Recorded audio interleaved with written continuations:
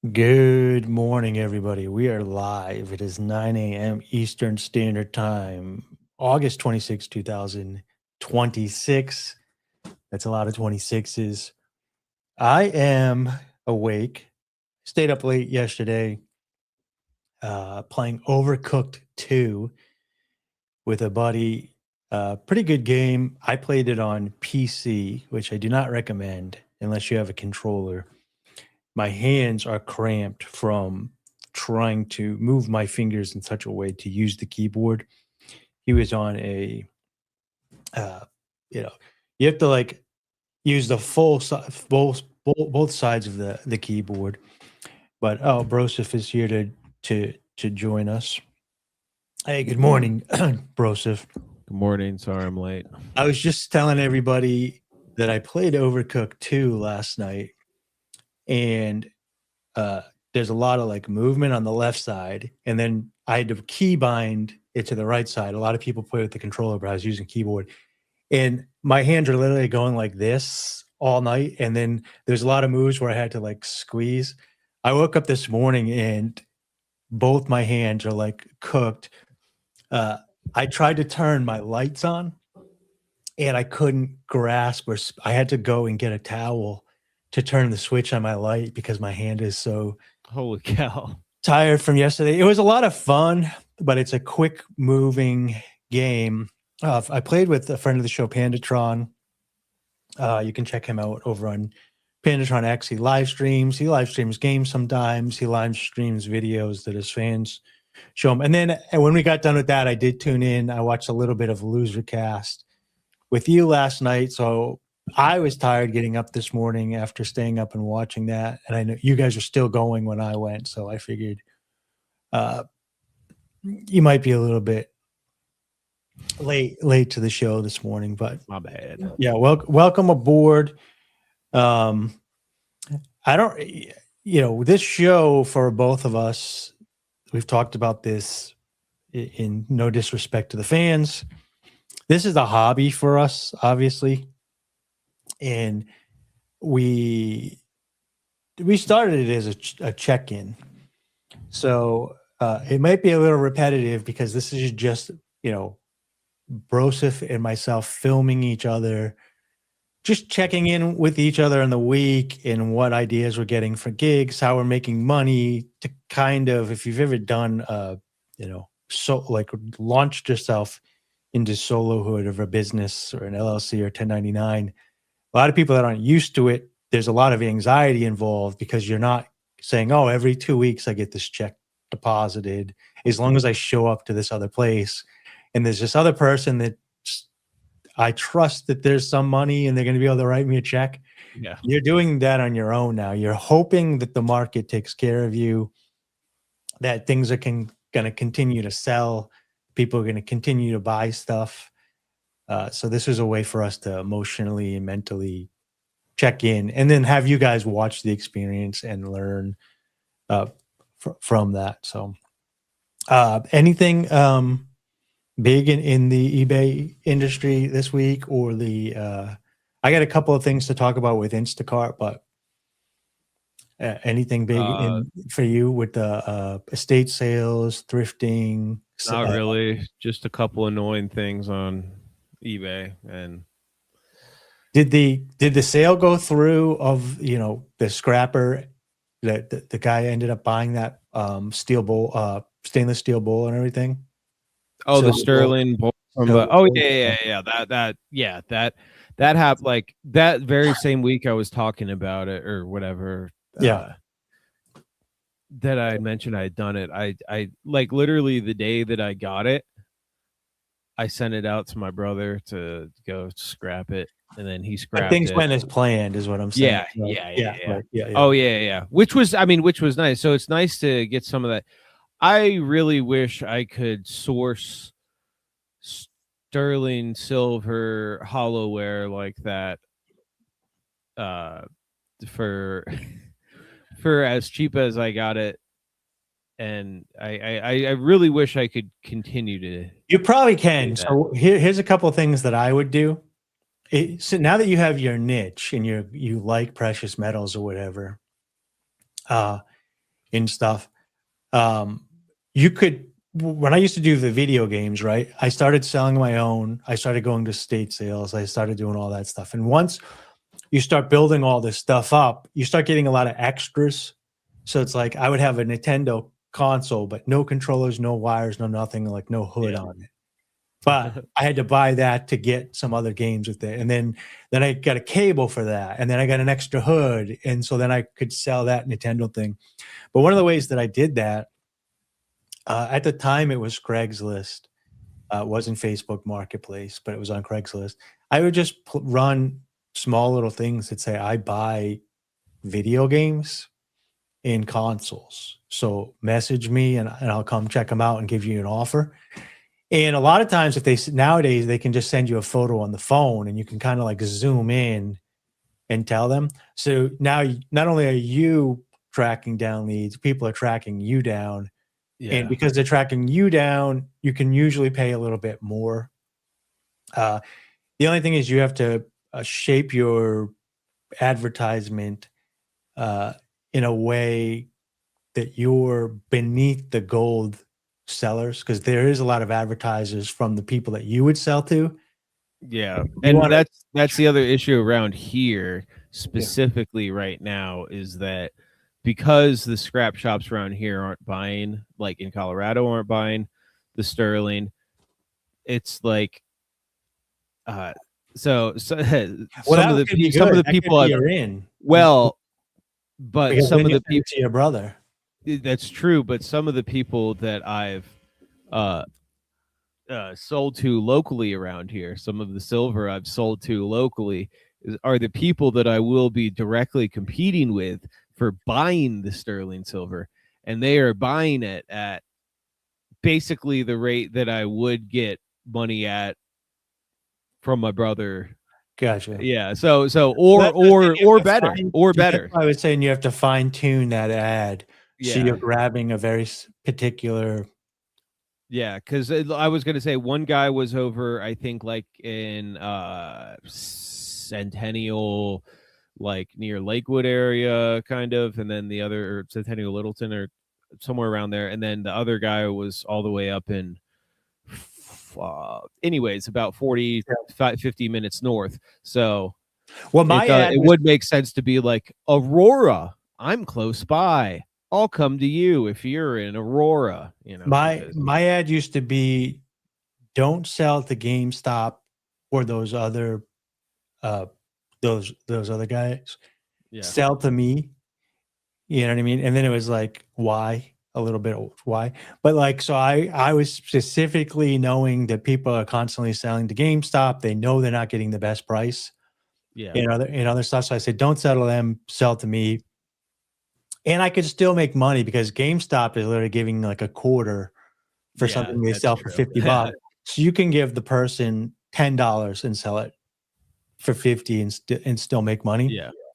And it was a real need in the, so like for me, like if I'm just thinking off the top and I don't know how it would work in your area, but I would probably be like, don't sell to a pawn shop when you can sell to a, precious metal collector or something like that. Yeah. And then they think you're going to buy it for you. That like primes them. They think you're going to buy it for yourself and keep it. But it's also not a lie. It just kind of puts you in a category where you can pay a little bit more for it, make a little bit less on the back end because your expenses are less. You're still going to make a profit compared to the.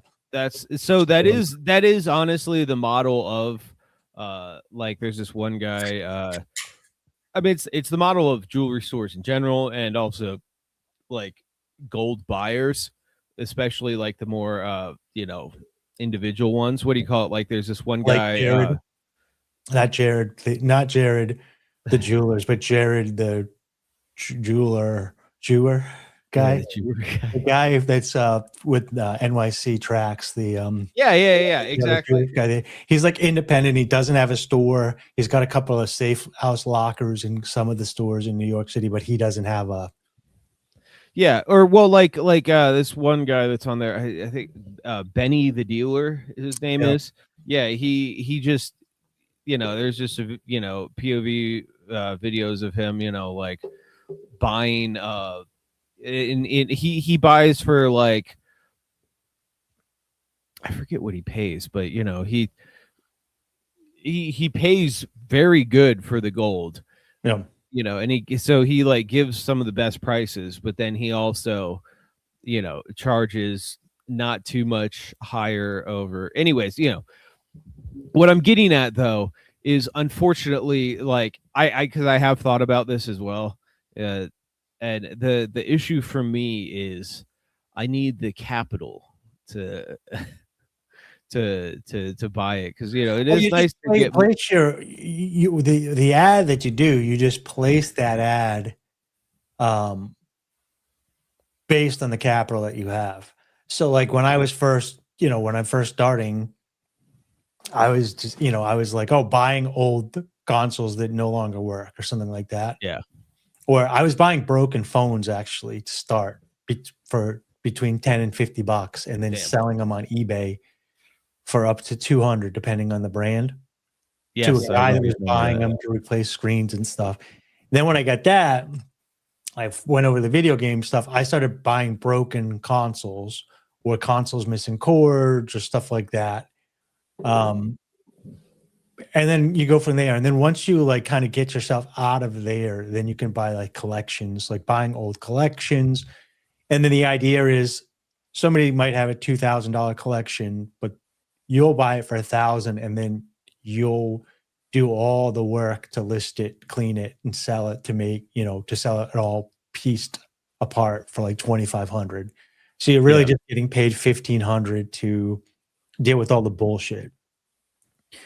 And when somebody's coming to you with that, and you say to them, okay, well, if you can get 2,500 for it, why don't you? They'll usually say, well, I don't want to have to call people and drop it off. And Yeah, well, I'm gonna have to blah blah. So all the stuff that I am going to be doing is the price. So yeah.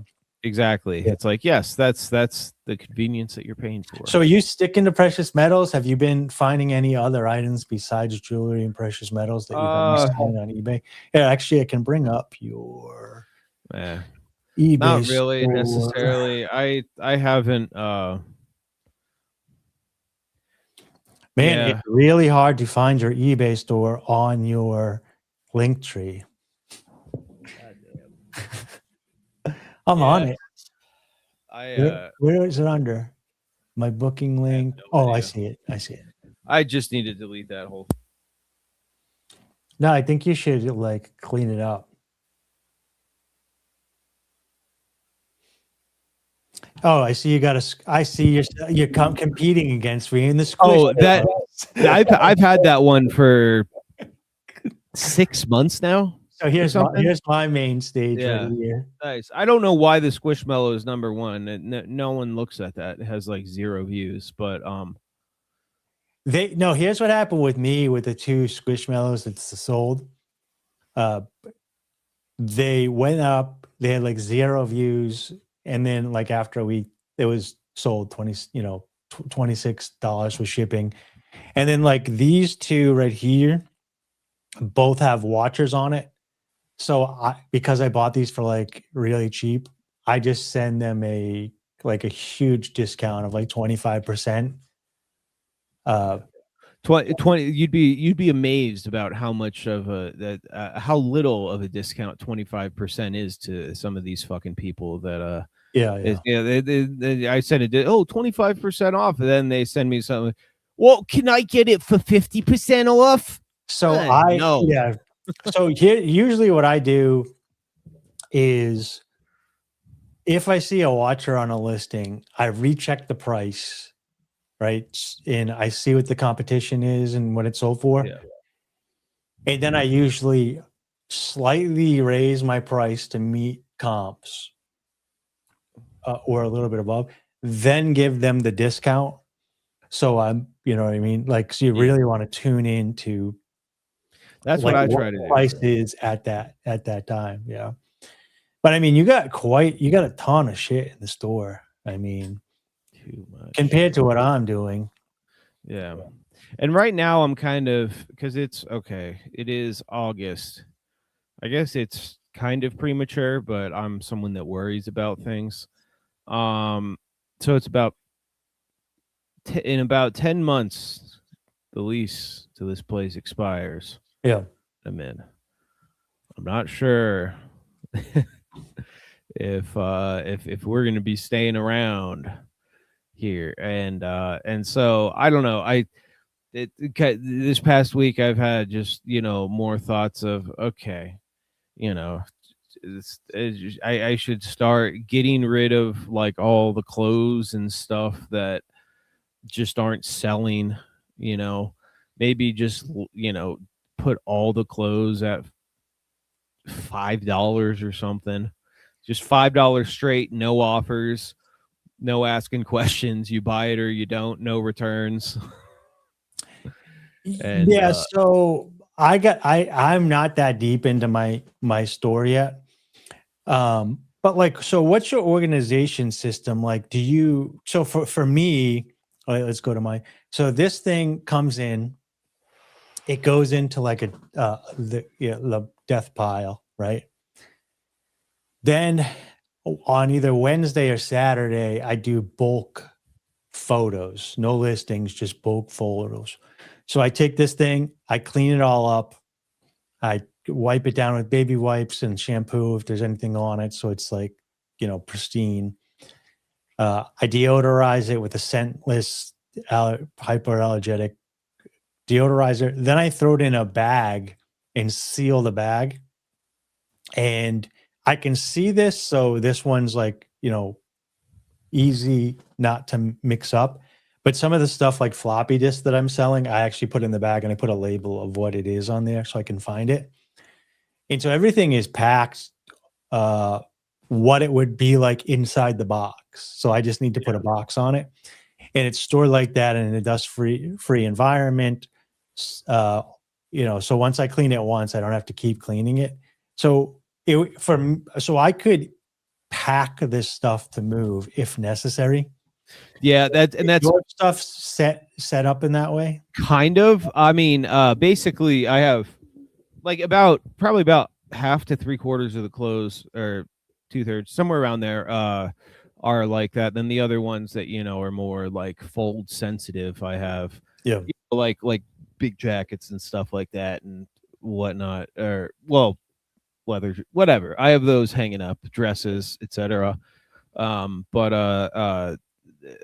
So it's like I could, and that was something I was kind of doing yesterday. I was walking around and I was like, okay, so let me just mentally see how many boxes this would be. And it is so many boxes just for this eBay room. And so that's the other thing. I'm like, is it worth the additional whatever cost, rather than trying to offload these quick, get a little bit of profit of some type, and then just and then I can use that money. Well, I was thinking this. So you have an eBay store. I can't do this, but you can. Yeah.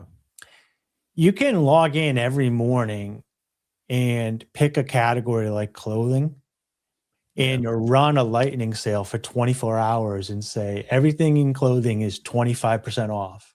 Yeah.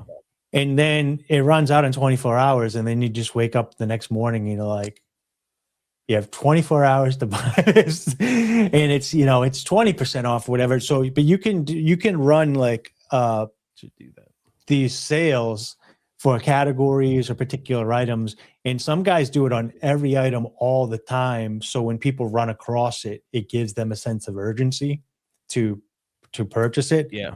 And then when Q4 happens, I know this just from buying on eBay and checking the prices for toys and stuff against Amazon. Everybody is running lightning sales all the time, every day on everything on eBay. And as a person that's hip to it because you're on there all the time, it's like, this isn't a real sale. But people that are buying a Q4 Christmas present that's rare, or they like something, or they're trying to put somebody on their list and they need to check that box off so they can move on with their life, they're not rechecking and going back and looking at the stuff and recognizing it. They just want a deal. And, you're not lying, you're offering them the deal. Yeah. And So, I see a lot of guys Not that a do bad that. idea. Is everything in their store gets different discounts based on when it is. Some of the guys do it based on time. So like once something hits like 90 days, everything at 90 days gets a sale on Yeah. it. Just pop it down 5% or so every 90 days. Yeah. Yeah, I forget exactly what it is, but they have like these systems. You can look it up and create this stuff. Shameless plug, but I don't get any money. Actually, I do have a Anthropic $10 code if anybody wants to start with Claude. I should put that in thing. But I have my Vault, my second brain, in my eBay protocol. Now, I got a developer account with eBay. I got an API. I actually take all my photos on a Wednesday or Saturday. I put them in the drafts, and then my agent can go in with the API, look at everything, and then spit me out a sheet of what the prices should be, what the description should be, all that stuff, the UPC and what have you, shipping. I just have to put in the weights and the measurements, stuff that it can't do. And then I can just list everything and then schedule everything. Not list everything, turn all the drafts into scheduled drafts that are complete and release one a day now. So now instead of doing it every day, which I was doing it on Fridays now, I do the pricing. And if I go to YouTube videos and I find a professional that's got a strategy or whatever, I can literally just download that transcript. I don't even have to watch the video. Give it to it. It'll ingest it. It'll change that in the system. So it does now. It's setting up a protocol for Q4 where it's going to it requested that I pay the $4.99 for the store, the monthly store, so that it could do advertisements for Q4.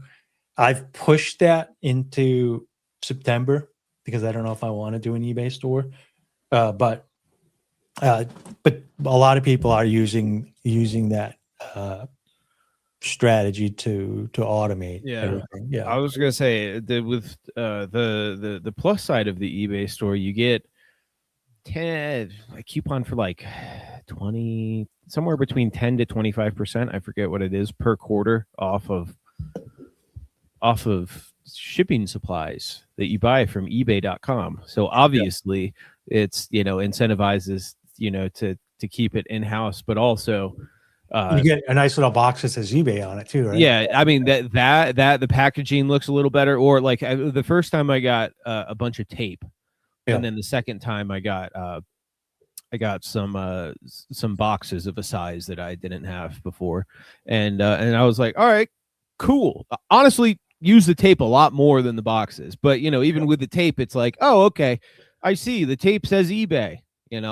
It's recognizable. People know what the package is. Not only that, but also they get excited. They see the colors when it comes to their house. Oh, it's like, so pretty. it makes their goalie brains go crazy. But I get 50% off at my local Staples. Oh, when I buy 5 boxes or more. All right. So Okay. it's been really hard for me. All right. Damn, nice. I have to buy 5 boxes or more, but they can be assorted. That's literally, so yeah, you just go there to pick up. Damn, dude. Yeah. Okay. All right. So my pitching is all right. No, you're fine. Yeah, whatever. I'm just saying, fuck the eBay store, I guess. I don't know. I'd have to check the prices. That doesn't mean that it's cheaper. Because, I mean, it's boxes are $100 and I get them for $50, but eBay boxes are $25, and I get them for 14 whatever. Yeah. And the other thing too is that the tape, I don't know. That's tape's one of those things. It's like I'm weird about the tape. Like if I'm getting the clear tape, it has to be like the brand name Scotch tape. You can't get the generic Walmart clear tape because that stuff doesn't stick. There's something in the adhesive. I don't know what it is. This is something I'm going to have to look into. But there's something in the adhesive of like just generic brand tapes that, like, especially the clear tapes, stuff doesn't stick. With duct tapes, you have to be, very particular as well as to which one you get, because sometimes, again, the whatever adhesive the factory uses, probably Indian, they're cutting corners, and it doesn't do its job. So, anyways, with that said, the eBay tape that I got, which is I got the solid color options. They're not horrible, they're not as thick and as stiff as like the clear Scotch tape, like, so it's not as stiff as this type of tape, but it's still, it's it does its job.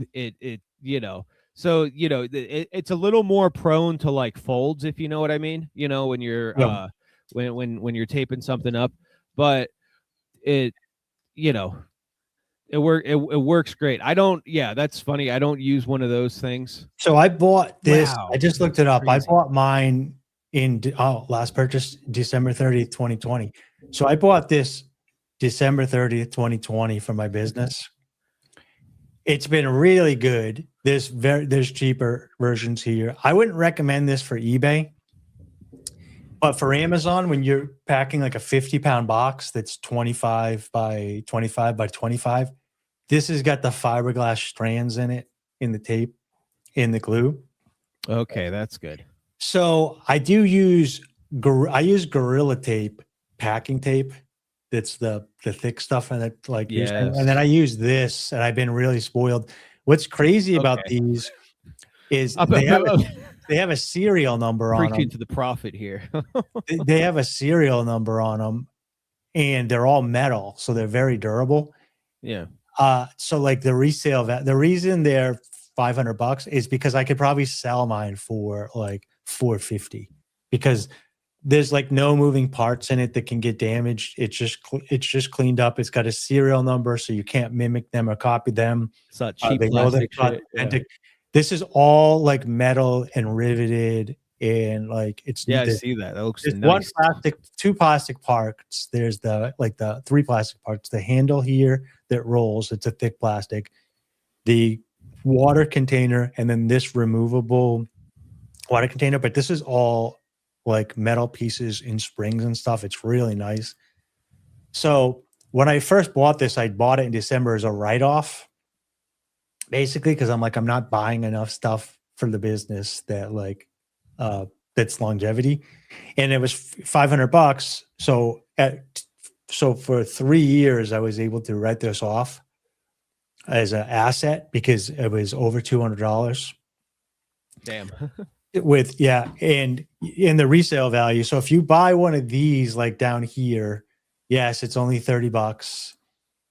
But like, once it's done, you're probably going to either throw it away or whatever. When I'm done with this one, I'm going to be able to probably sell it for $450. Nice. So I was like, oh, this is a great, like, fancy thing. But the point of that was, eBay, for the bigger people that also have like heavy things or doing a lot of stuff or want something really durable, I do believe eBay and Amazon, you can get the glue tape that fits in these as well, to like really do it up. I don't know if I just did eBay or FBM Amazon, I think this is not worth it. But like if you're shipping heavy products in like multiple boxes into Amazon or Walmart, 100% recommend the investment in this, because I've never had a box open in transport and have this stuff like not arrive. I always used excessive packaging on my stuff to make sure that well, like, if you get a heavy duty box, it's like, twice as thick, and then you put plastic tape on it. If there's any dust on that box or whatever, it like will come undone. So you need to like wrap it this way and wrap it this. With this, that glue like binds into the cardboard. So when you like try to pull it off, the whole box rips apart. Rips with it. So you have to cut across the seam or whatever. But I wasn't trying to one up you. I was actually putting this on there. Check out my tape, bro. So that when we place this advertisement, I want Claude to make sure that this is a 3% commission. This is ASIN B003 VYZ54S. If anybody's interested in getting one of these for their businesses, Jason, use my link. Yeah. My link below. And it doesn't cost you anything extra. Helps the show expand. So, all right. Do it. I got some Instacart news. Do Where did I leave you on the story of my? Because I've been telling it on TikTok and helping some other people. You left with the latest I heard was you were trying to work up to get the status back, I believe, and you were the last I remember specifically about Instacart. I remember you saying was that there was a day or two or so where they were doing these promos, and you're like, so I'm just grabbing some of these really crappy so I didn't orders. tell that on stream, but okay. So yeah. So that was a voice message you sent about earlier sometime last week about or earlier this week or something like that over the weekend. That's what it was. Right, the weekend about a promo. You're like, fuck it, I'm taking these cheap ones. We'll go back into the show. So 2.5 weeks ago, I woke up to a message that my account was shut down. Maybe it was last week. Time flies. I can't remember. And I woke up, my account was shut down. They had like $600. Oh, I can look when I can go to the YouTube channel because the title of the episode is Instacart is holding my $600. Yeah. So I think it was two weeks ago. Let me look. Instacart. No, it was last week. So last week, Instacart blocked my account, froze 600. I was able to. So what happened was my shopping quality dropped from good to standard. I went to TikTok, asked for advice. I followed their advice, and then it went from standard to needs work. And it got so low that they tried to shut my account down. I called them up. I escalated it. I got a representative on the phone. I got my account back and everything. I talked to her for 2 hours, and I'm going to give you guys like an idea of what's going on with shopping in general and how the app works. Because since then now, I'm a 5-star. Let me see. Let me just check. Okay, I'm a 5-star 99 rating. So the only thing better will be a 5-star 100 rating. And as soon as my lowest rating is removed, which will be sometime this week, I'll be a 5-star 100 rating. Basically, they drop your 3 lowest ranks for you and then rate you on that. So you can be a 5-star 97, but that means you could have 3 1-stars that they're suppressing. And then, so if you're a 5-star 100, that means not only you're a 5-star, they're not suppressing any negative reviews to give you that. So even at the 5-star level, there's levels of 5-star. Wow. And then shopping quality, I did get back up. So now my shopping quality is back up. I got 180 orders on the month. I need 300 by September 30th. I need 200 by the end of this month to stay on pace. Shopping quality is good, and I'm a 5-star 99. Anyways, what's happening is, when I talk to the Instacart lady, is you have to balance. Shopping quality is making Instacart, the app, happy, and customer rating is making the customer. So you're trying to please the customer, which is the end client, but also as a contractor, you need to appreciate your contract. So the shopping quality is basically doing a good job with the contract that Instacart has given you, and customer rating is doing a good job of the clients that they're giving you. And I was highly focused on customer rating and basically saying, hey, I'm trying to give a good experience to whatever. And they're like, well, you kind of have a contract with us, so you need to to do both. And I wasn't looking at it like that. And I don't think a lot of shoppers did. So now that I got that, I said, okay, fine.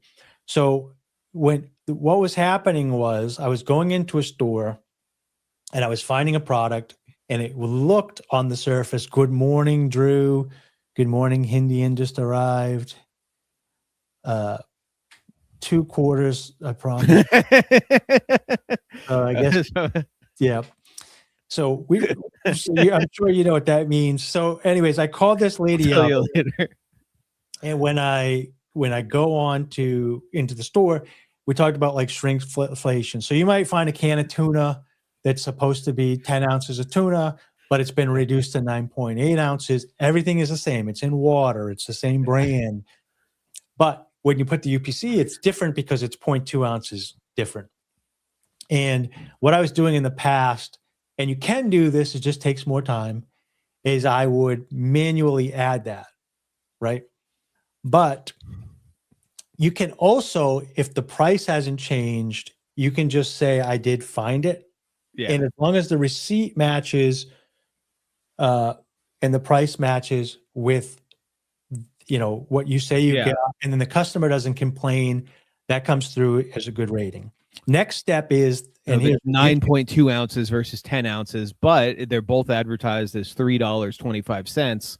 Then Instacart's going to be like, yeah, okay, cool, awesome.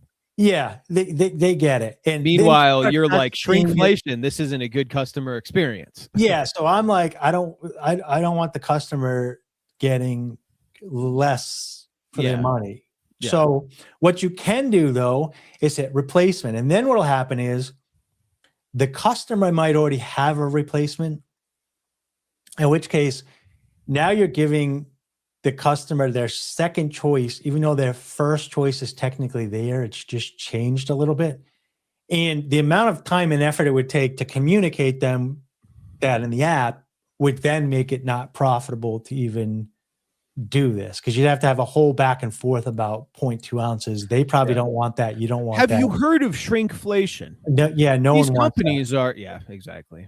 So then it gives you a list of replacement options. One, it might say, the customer said, if that's not there, give me this. And in which case, if it's a size difference, then that's probably the easiest thing. Like if they say, I want the regular size cereal and it's not there, it is there, but it's like not scanning properly. They said, don't worry about it. Just give me like the family size or the giant size or the large size. Yeah, screw it. I'll take that big one. You can scan the large one and it might actually have the same UPC, and so it goes through, and then that's an easy fix. You've given them a replacement. They've got the same thing, it's just a little bit bigger. And then this way you're protecting your shopping quality and your customer rating, and they just got a little bit more cereal. And sometimes because they got more, it's priced a little bit more, but they approved it, but it goes through because they approved it. And if they tip you based on percentages, your tip actually went up a little bit. Yeah. So this creates this weird third thing because it kind of incentivizes shoppers to like up the money. And then Instacart's also getting a little bit more and you're making a little bit more and the customer is getting squeezed. So you're actually, the customer doesn't realize that now you're not actually giving them the best experience.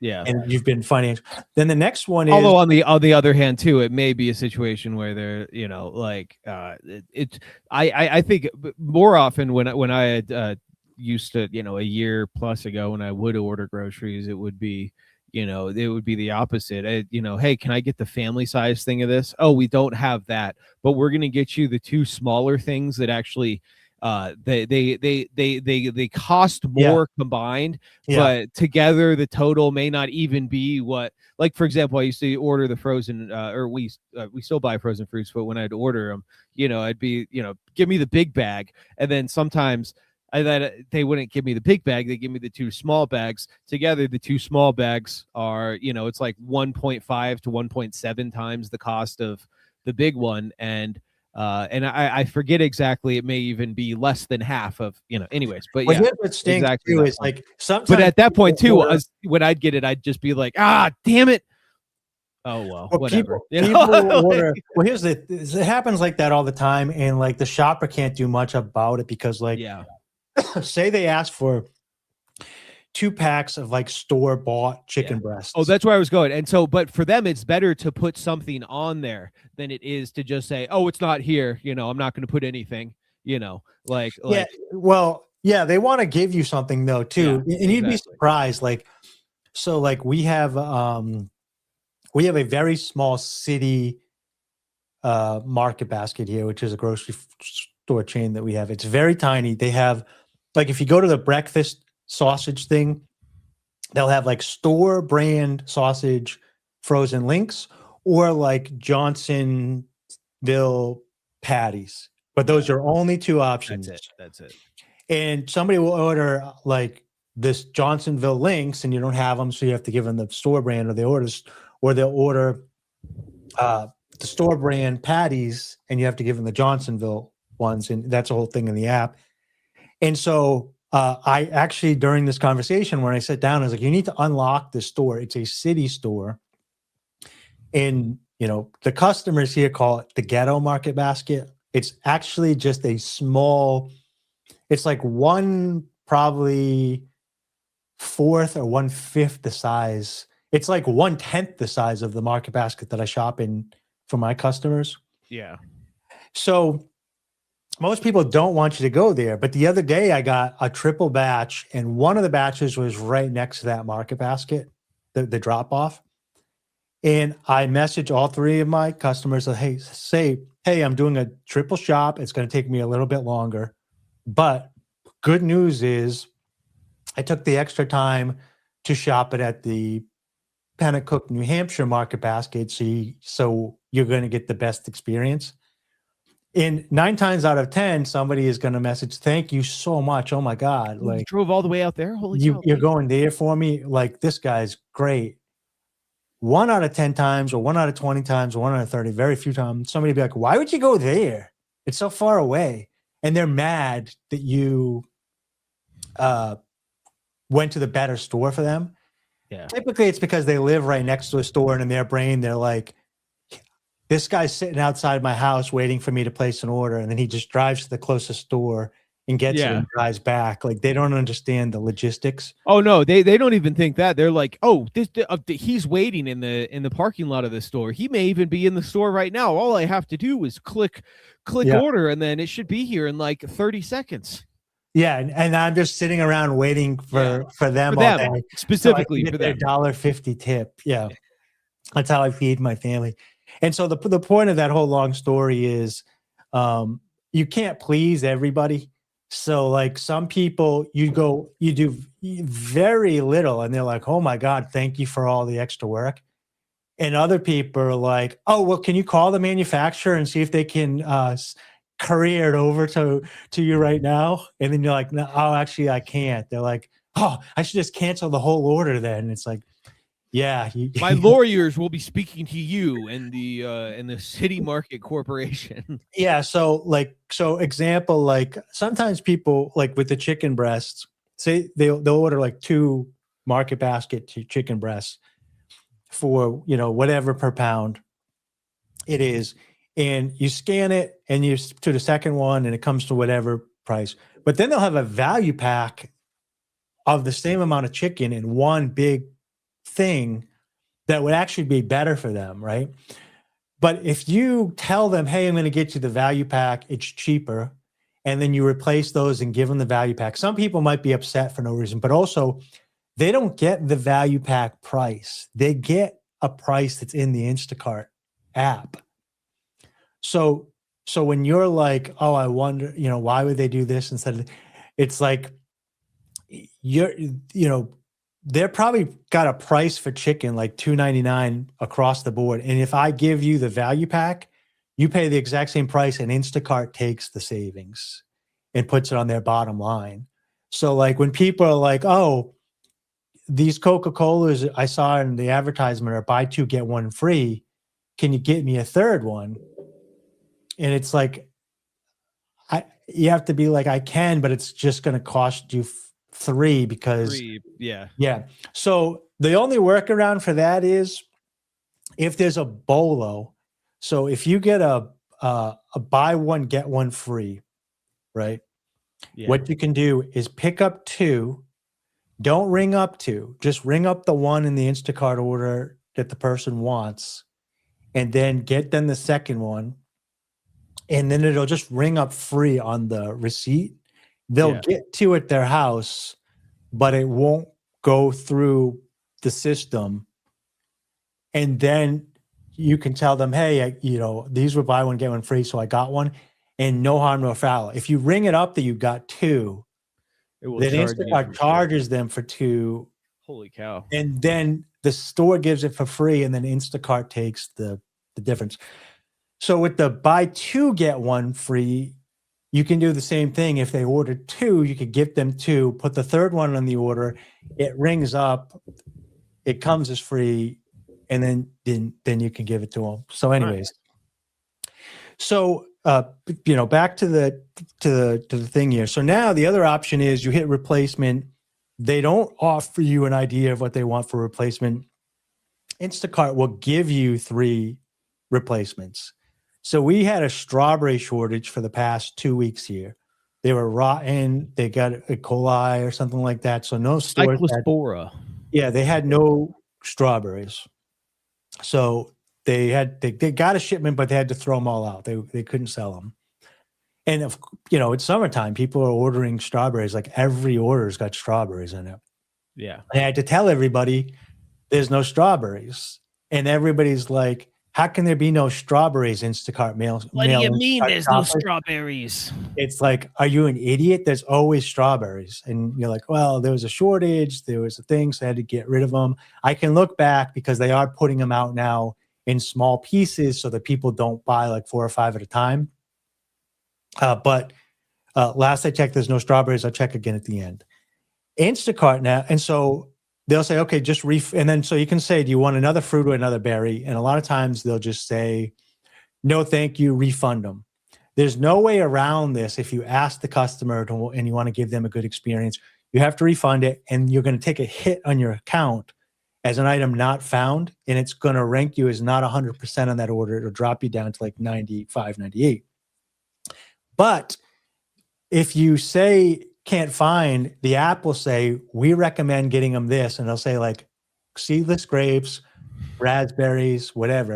And if you pick one of those, if the customer complains that they received those, your rating is protected, so it doesn't harm you. But the customer is upset because they didn't get what they want. So it doesn't protect your customer rating, but it protects your shopping quality. So if you give them one of the like raspberries or bananas when they order strawberries, your shopper quality rating, which is your rating with Instacart, is protected and can't get hurt. But the customer rating of my 5 could go down because they're like, dude, what idiot bought me bananas when I wanted strawberries? That's not a good replacement. And then the Instacart AI goes, well, technically, according to Wikipedia, bananas are also berries.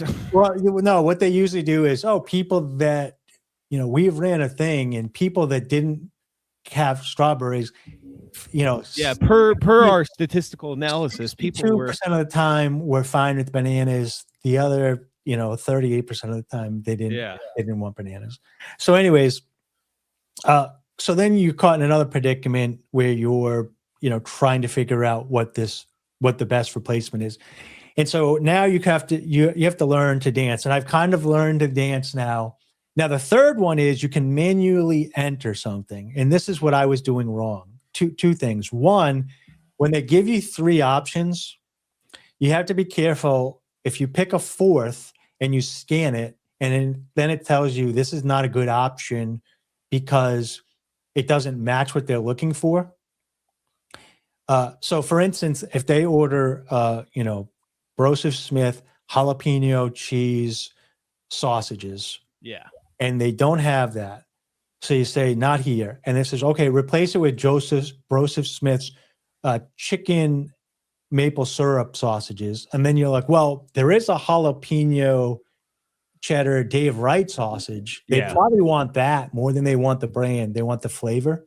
Yeah. So I try to give them that, and it'll say this doesn't match. And it's like, it does match. I'm a human. This is a better match than this.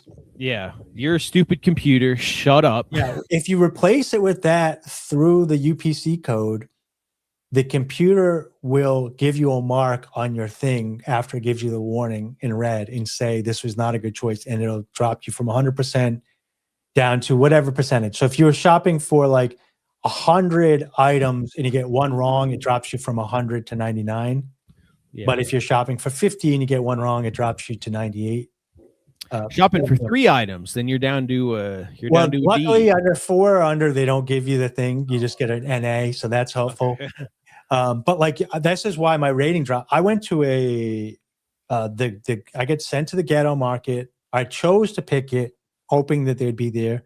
The lady ordered a bunch of very rare gluten-free Bob's Mill items, and I was like, oh, no wonder this is like $35 because it was sitting there so long that because no one wanted to take it at the store.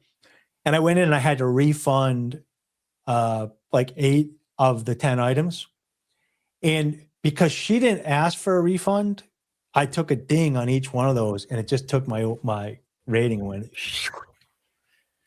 straight down. Yeah. So now I've got it to override it. So I go to the store near me, and then I get the good store, I get the good customers. Anyways, so then the last thing you can do is manually add it in. And here's what I was doing wrong is you would take that sausage with the cheddar and jalapeno, and you would look at when you scan it in and search for it, take the beginning letters of that and put that as your title, and then add like whatever the change is, like it's 10 ounces or whatever, and then get the price right and get the quantity right. Don't half-ass that. Don't like put like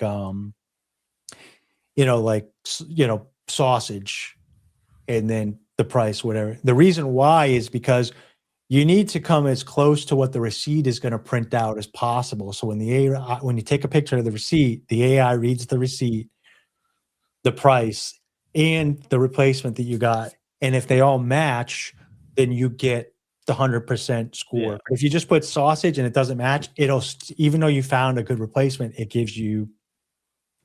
It'll ding you if you don't say jalapeno sausage 3-inch, whatever. Yeah. Well, the reason too is like average size sausage. The reason that's a huge sausage, dude. Talking about the even eggs. Can sausages even get that big, dude? Dude, I don't know, man. It's enormous. So the reason I'm bringing all this stuff up is because you can go from good to standard to needs work very quickly.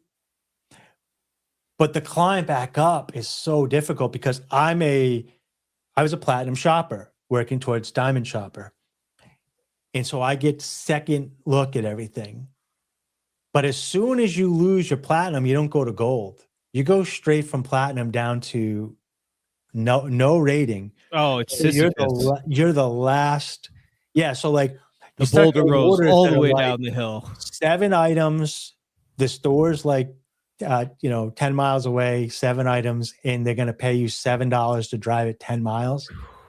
And so you're playing a whole different game. You're trying to get like the boulder up the hill. You got to get enough items that you can get a quality rating and a lot of items so that you can get them 100% right. So like if you go shop 50 items and get all 50 right, but you also have to do that with not losing money. So you got to eat a little bit of shit because you're going to get the bottom of the things. And then the second you fix your rating back up to good, you're getting like the $68 orders, the $80 orders again. Yeah. Like I said, Colorado and a couple other states have removed this. New Hampshire still has it. Florida still has it. Texas still has it. California still has it. Yay. These rating things.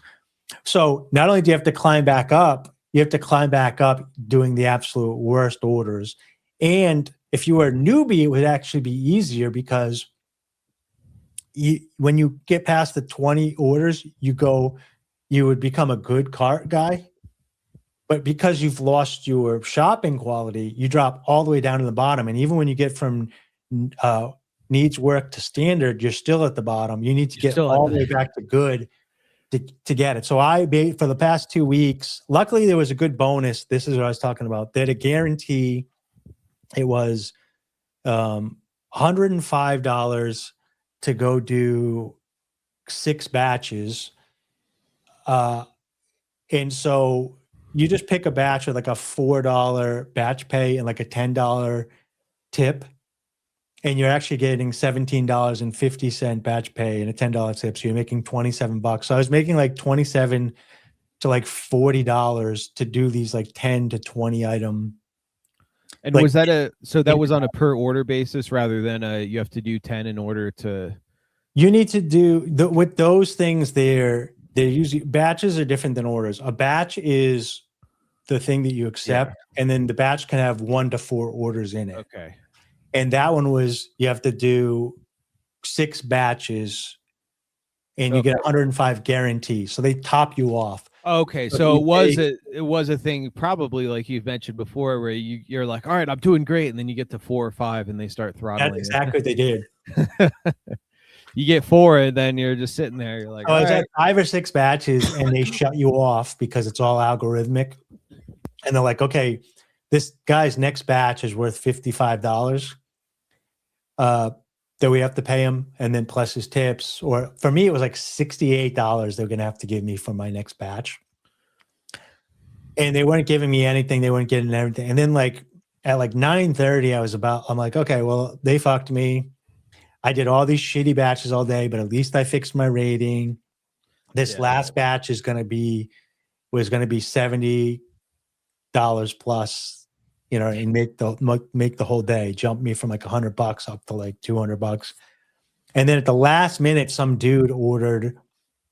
You pretty much at this point, I have to take any order there is, because anything that I pick, keep waiting, is like $80. You know what I mean? Like, so you know what I mean? You've deferred the gratification, and now you have to take almost anything.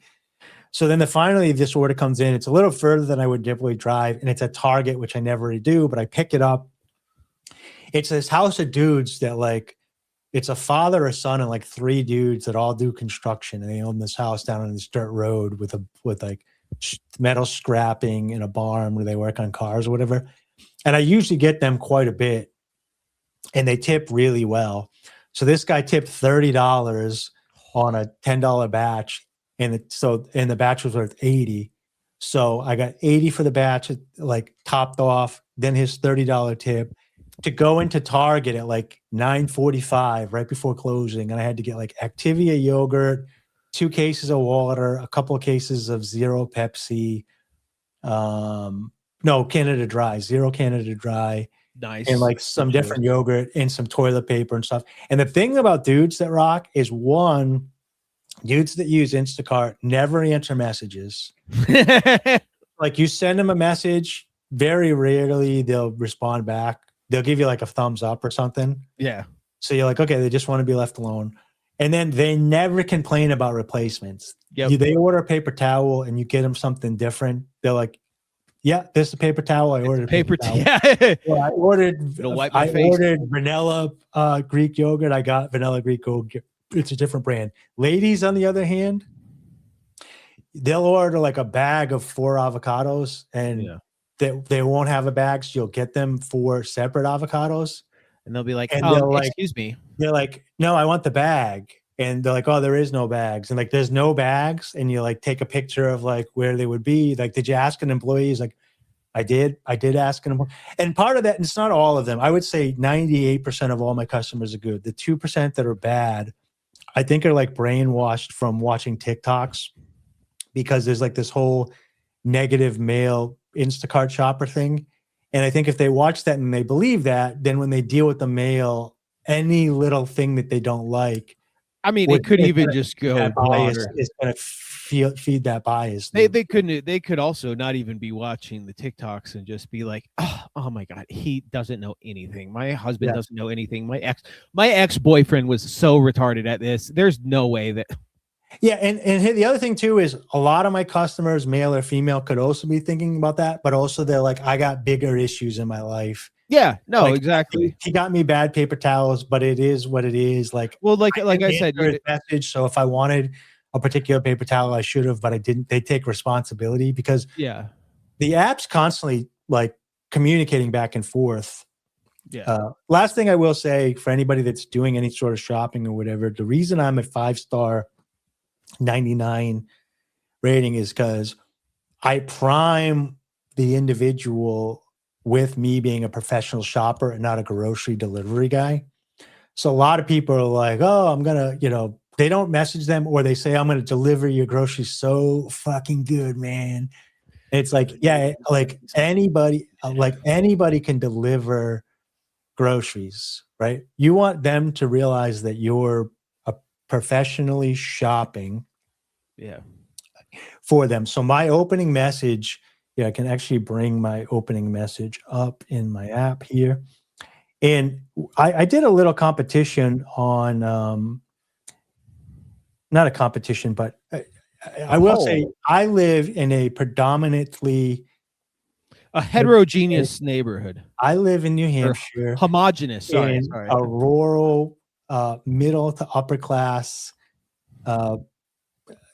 area. So the people that I mostly deal with that are my clients that fall within, I don't choose them like this. It's the people that have items versus distance versus tip size. I see the pricing, and anybody lower than that doesn't get me. So I have a very particular type of client that I'm dealing with in my area. And so I message them, hi, my name is Dave. I'm your professional shopper today. Anything out of stock will replace with the best alternative. Let me know any allergies, restrictions, or add-ons. How would you like me to drop off, a knock, a ring, or stealth mode? And I shop and deliver for up to 4 clients at a time. I promise I see your messages. Thank you for reading. I hit everybody with that up front, and I get either no response. The lowest amount of time I get no response. The next one is, thank you, I appreciate you. This is like, whatever. The next one is, bam, bam. The next one is, understood, no allergies, no restrictions, stealth mode, or please knock. Like they answer me. Specify the question. Yeah, answer. And they answer my thing. And then the other one is, oh my God, Dave, I got you again. I'm so happy. You're like the best shopper. You always do the best. Thank you so much. Yeah, just keep me updated. So then I do all their shopping. They don't fight you as much on replacements once you kind of tell them you're professional and you've said, I'm looking out for allergies and restrictions. So like they know you're detail oriented. So if you're saying I didn't find it, they're like, he must not have found it. Yeah. Because like he looked. So then once you're done picking and you check out, it hits them with the generic message. I typically get into the car now and I hit them with the secondary message. That's all you have to do is type these once and then they're saved into your clipboard. And so then you just open your clipboard and you can have access to all these repeat messages that you generate. And the one that I hit them with is, thank you for your patience. I was doing a multiple order shop. We're all checked out and you are my ex and fill in blank on my delivery route. So if I'm doing 4 people, I'll say you're my first on my delivery route, you're second on my delivery route, you're third or fourth. So now they have expectations. Never say sorry, because that puts them into, this guy's fucking off. He's apologizing to me. That's right, you little bitch. Turn it into a positive. You tell the customer, hey, thank you. You're so patient. And they're like, of course I'm patient. You're right. I'm a great person. I'm patient. Don't worry about it. It's just me being me, dude. I'm a patient person. So if you, instead of taking blame for stuff, you give them praise for something positive they're doing. This is how much of a piece of shit I am, because whenever anyone's, I get the customer service text or message, thank you for your patience. I'm like, I am impatient. Well, it depends. Like if and this that's what I'm saying. This is why I know I'm a piece of shit. If you have an automated operator going, thank you for your patience, you're next in line at 100 and whatever. I guess that phrase has been overused. So whenever I hear it now, if you have somebody that says thank you for your patience, I'm just doing multiple orders. And that's why I'm saying I'm a piece of, and also like we were saying before, the difference in the area you're at, because when I hear that, I'm like, oh, there's incompetent people in there that have no idea what they're doing. Where you're at, it's, oh, just like you've specified in your text message, I'm doing up to 4, orders per batch. There's That's like the an other thing. explanation You have of the to hit- patience. Yes, you have to hit them with that, and then multiple orders. You're setting the expectation ahead of time. So the then you're reason like, I bring them through is because which you're is the helping them difference. visualize this leading Yeah. up to all the work that's been done. Yeah. And so so now dude, I got kind of I storytelling got the with what checkout you're doing. message. Like, why isn't he here? Where is this idiot? Is he at Dunkin' Donuts? Is he You hanging go back out to the text smoking messages. weed I with do his up to friends? 4 messages or 4 Yeah, orders. so now it's like I'm okay. doing multiple orders on the shop. So now they're like, oh man, he's doing multiple shops and he's this quick and he's this attentive. So then and you're the first on my thing. Then with the first person, I usually put the nav in and then say estimated time of arrival X. Here's the time. Then obviously I meet that expectation. I usually if the app says I'm going to get there at like 4:05, I say estimated time of arrival 4:10. Yeah. And then I get there early. I put their groceries out. And then I never cold drop. So if they ask me to ring, you ring. If they ask you to knock, knock. You do that after you've brought the groceries up to the door. Unless there's like a ramp or something that there might be handicapped where you think you're going to have to bring it inside. Because then you don't want to have to do it again. But anyways, then I hit them at the end with delivered, green check mark. If you've enjoyed me as your shopper, leave a quick review. It helps a lot. Thank you. And then I give them the high five / pray hands. Because if they're religious, it hits their pray hand thing. But if they're not, it's just like, thank you. If they're not anti-religious and anybody's like, dude, why is this guy sending me prayer hands? You're just like, bro, I'm sending you a high five, dude. You need to relax. And then I take the photo of the drop off, because once you do that, and this has really increased my ratings and my tips.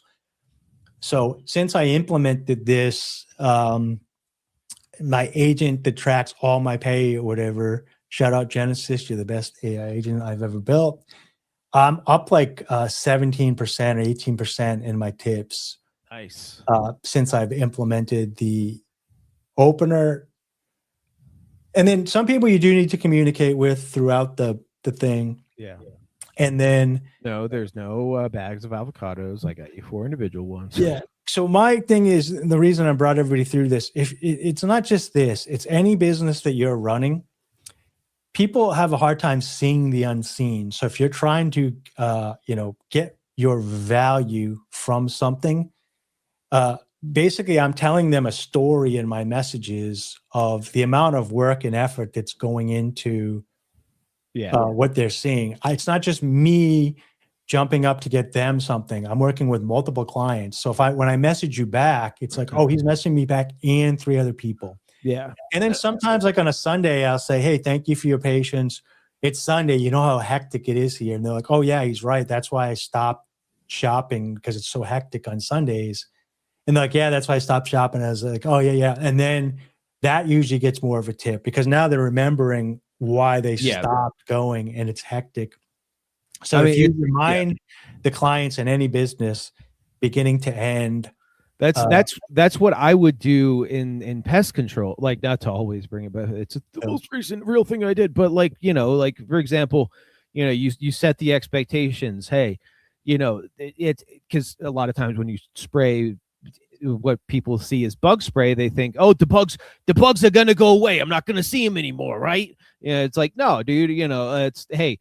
So after this initial treatment, basically you've never had any insecticide applied, so it's going to kick up activity for a little bit. They're going to run all over this stuff. That's why we come back 1 month and we go through that whole spiel, specifically with things like bed bugs, because people, bed bugs freak people out, so that's kind of with like, especially this is almost like with people worried about allergies or sometimes with stinging insects or with the bed bug, something that they like freak out about, or cockroaches.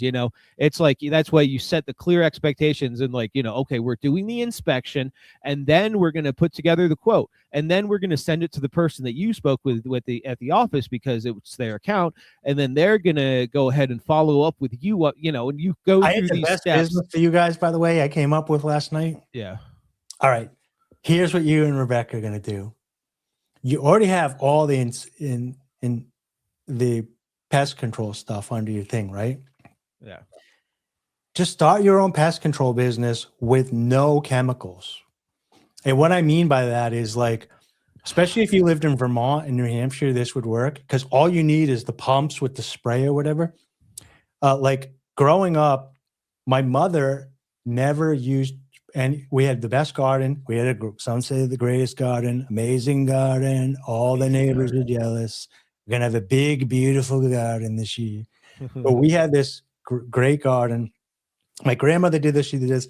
They would put in the blender, they would put a cayenne pepper, mint in water, and blend it all up. And they would put it in a spray bottle, and you spray everything. You don't spray the flowers because it takes the pollen off. I actually posted a video about this. Yes. And you spray it around the edges. It keeps away slugs. It keeps away most varmints or whatever. They don't like the smell. It's all natural. And you have to do it like almost every rainstorm. So like if you found good people that were like trying to do an all natural way and it worked. And the other one is hair.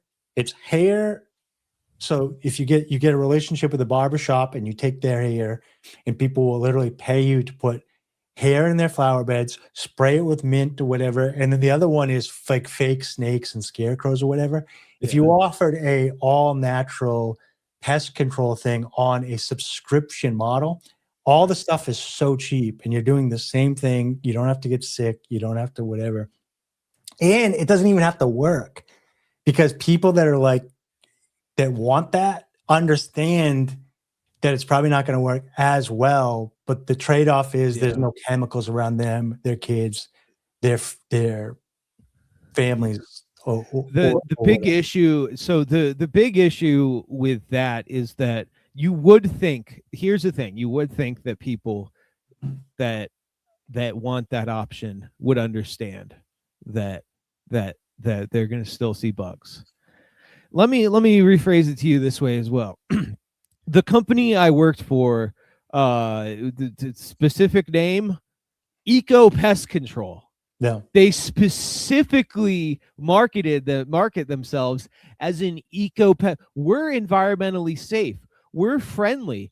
The chemicals we use are just from plants. Because it's technically true. All insecticides are derived from chemicals found within plants, because that's exactly where insecticides came from.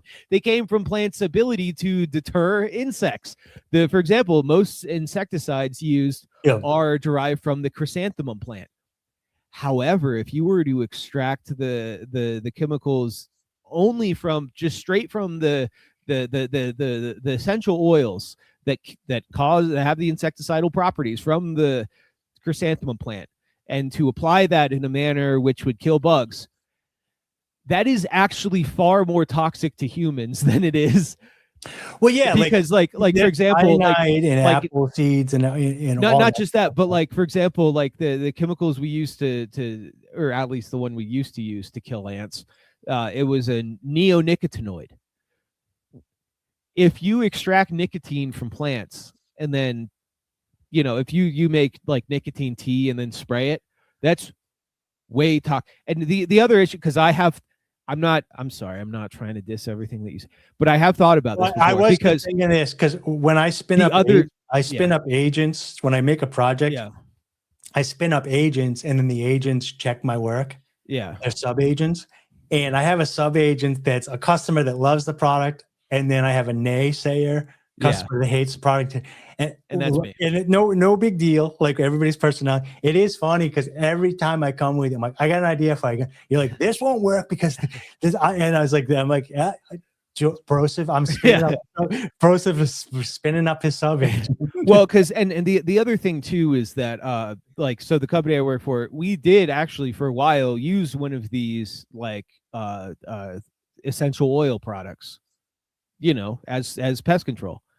And and people complained that it didn't work. And we're like, yeah, of course it's not going to. And then they're like, all right, fine, whatever. Just spray the good stuff. I don't care, because ultimately, unfortunately, like if you go realistic customer, that the customer, because here's the thing is like, sorry, real quick, because the other thing with the essentially, and either like making a tea out of something and spraying it, whether it's mint or whatever, or just using the essential oils, you have to also spray it at a very specific time of day. You have to do it either in the morning before the sun rises and it has enough time to dry before the sun hits it, or you have to do it like you guys could make and sell those to people that can administer it themselves or whatever. But then at that point is you're figuring out your particular client base. So a lot of people that sign up for like eco lawn, like the place that does the landscaping here and does all our land care, puts up these signs, and after they're done spraying, it's like, don't go on the grass, and no one can go on the grass for like whatever, but they spray for the lime ticks and all all that stuff here. And then you'll see people across the street and it'll say like eco-friendly whatever, and I'll literally say the people that spray our lawn go across the street and get paid to do their thing too. So like I think like eco-friendly, it means it's technically within the EPA regulations. Look up and they're like, yeah. So if a person's like, oh, I'm looking for a bug thing, and like, yeah, you should go with us. Why? Well, we're eco-friendly. They're like, okay, but do the bugs die? And they're like, yeah, and we're eco. They're not buying an eco-friendly service. They're buying a service, and then they're like, okay, and it's eco-friendly. But my mindset is like, especially in Vermont, in New Hampshire, there's a whole group of like homesteader, crunchy moms in sundresses that they're looking for, holistic differences. So you're not trying to sell them on going natural. They're not trying to kill bugs and then you're trying to sell them on natural. You're talking about Boulder natural, and you're like, oh, here's a natural thing that you can add to the other natural things. You're talking about Boulder, Colorado. Yeah. So like, what's another? So like veganism, right? Yeah. So there's the way the statistics are read are very strange. So example, if you just look at the raw stats and you look at vegans, then they say vegans are the healthiest of the group compared to put the memes aside or whatever, the vegans are the healthiest. But that doesn't mean that the vegans are the healthiest, because typically a lot of people that go plant-based and then vegan, they're already exercising. They're already quit smoking. They already quit drinking. They've already got their sleep hygiene in place. Preferentially select for people. So they keep going, and then they find, oh, and I guess I'm going to switch to plant-based. So they're already very healthy. And this is another thing that they add at the end of their healthy journey. It's a health saying that they're healthy because they're vegan might not be the case. They might be vegan because they're the type of person that wants to be healthy. You got to figure out where the cart and the horse goes in the scenario, because when they actually do broad studies, the Mediterranean diet becomes the healthiest. And the reason why is the Mediterranean diet is the healthiest diet that people can also stick to. And people can't stick to a vegan diet a lot of times because there's a lot of work that goes into it. And then you're like me and you can't eat beans at all whatsoever, period. The carnivore diet, which is like 11 or 12 on like the list of like how healthy it is. But the reason it even gets to that point is because it's so simple to follow. All you have to do is just eat this one thing and let your body get used to it and put a little salt in, whatever. So that the simplicity raises it up the ladder because people can stick to it.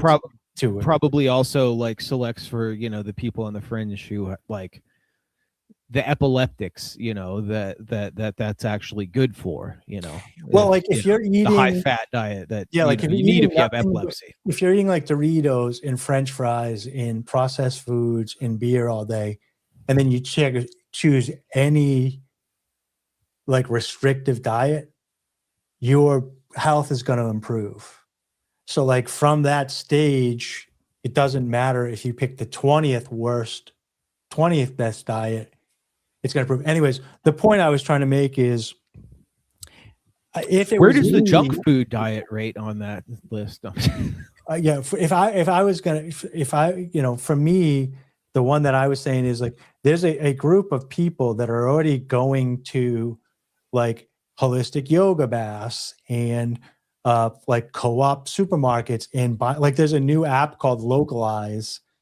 And this is basically networking local farmers together, so that if you want to go buy your tomatoes, you go to this guy, and if you want to go buy your cucumbers, this, and it's like, and like, or you have a backyard garden and you have 12 extra cucumbers, you can put it on the app and sell your cucumbers. So it's going to decentralize groceries among your community, whatever.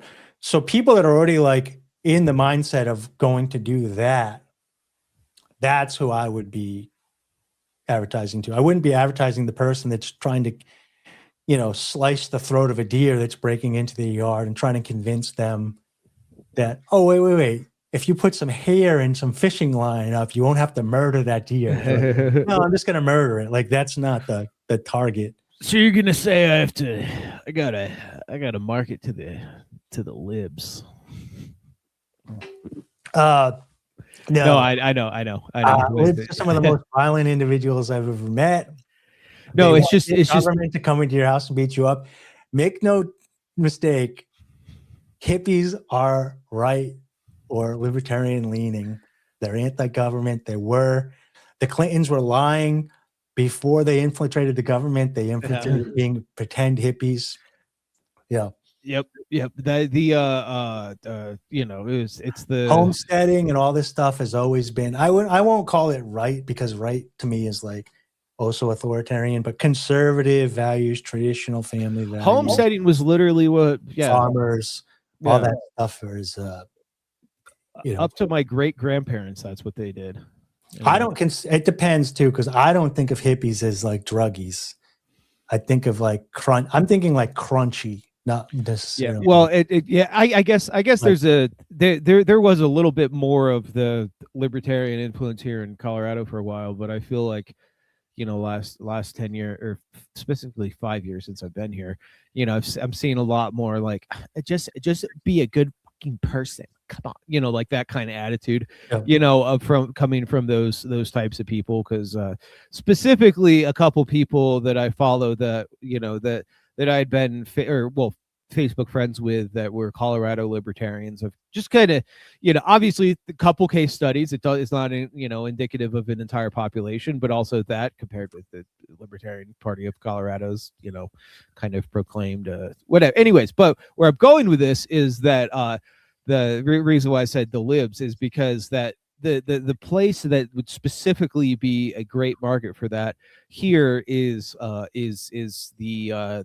like Boulder, Golden area up kind of right by the mountains, because those are the exact people that you're talking about. Now the issue is that is the because in thinking about this, and it's like, all right, not a bad idea. The issue is those areas, this is something that the company I work for ran into, have laws against like soliciting and also pesticide applications. Now I'm going to have to look specifically into their into whatever their city or town bylaws or whatever, the specific regulations, about doing this myself, municipal regulations, because it's so cheap to mint can grow in like all 50 states almost year round, and you can definitely grow it inside. It's so cheap to grow. Yeah.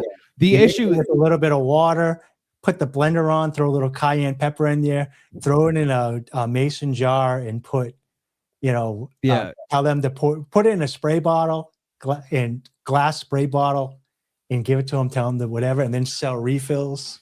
I mean, unfortunately, all of that stuff is also readily available at Home Depot for relatively cheap.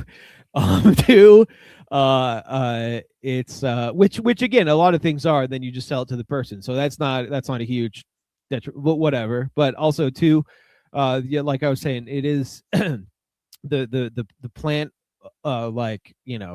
derived sprays are far more phytotoxic to plants, and there's